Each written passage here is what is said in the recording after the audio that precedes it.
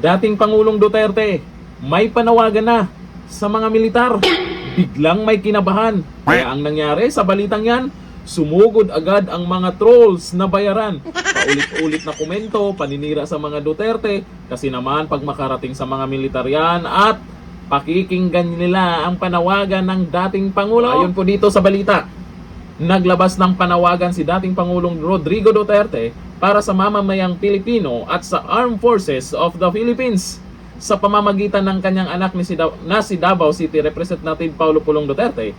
Ang sabi, sa ating mga kababayan at sa militar, kung sa tingin ninyo ang mga Pilipino ay nasa panganib, protektahan ninyo ang mga Pilipino at ang Pilipinas. Ayon sa pahayag, layo nitong idiin ang pangunahing tungkulin ng lahat ng sektor, lalo na ng kasundaluhan, na tiyakin ang kaligtasan ng mamamayan at ang seguridad ng bansa sa gitna ng mga hamon sa kinakaharap ng Pilipinas. Oo, dumami po yung mga buhaya eh. Hindi pa nakontento, mukhang gusto pang lumamon tong mga buhaya. Di ba? Bilyon-bilyon na yung napag-usapan nakaraan. Ewan ko lang kung may managot dyan.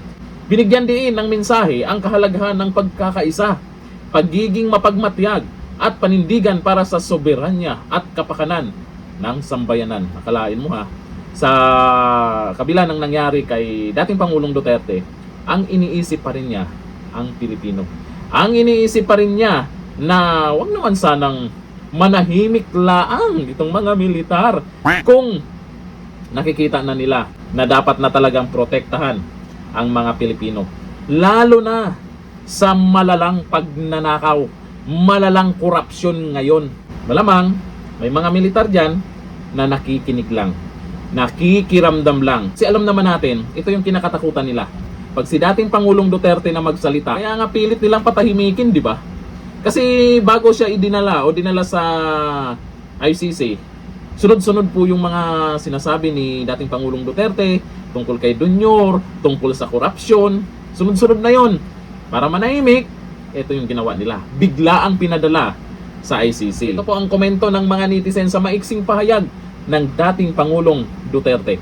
Sabi ni Jeremy Misayas Paredes, natabunan na po sila ng maleta. Maleta? Anong laman ng maleta? Yun ba yung sinasabi nilang basura? Ay, sabi po, ito sabi ni Andre Pulig, grabing pagmamahal, Tatay D. Nakakulong ka na, pero iniisip mo pa din kaming ordinaryong Pinoy. Di ba? Yan yung leader na may puso. Yan yung leader na hindi inuuna yung sarili niya. Ito sabi ni Lively Wolf, protektado na daw ang maleta. Ano kasi meron sa maletang yan?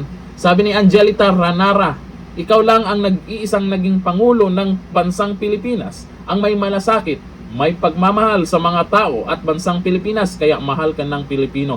FPRRT. Kahit anong paninira ang gagawin nila, kitang-kita naman kung sino ang gusto ng taong bayan. Oo, merong ayaw sa mga Duterte. Oo, merong takot na makabalik ang Duterte. Oo, merong galit na galit kay dating Pangulong Duterte. Alam natin yan kung sino yung mga yan.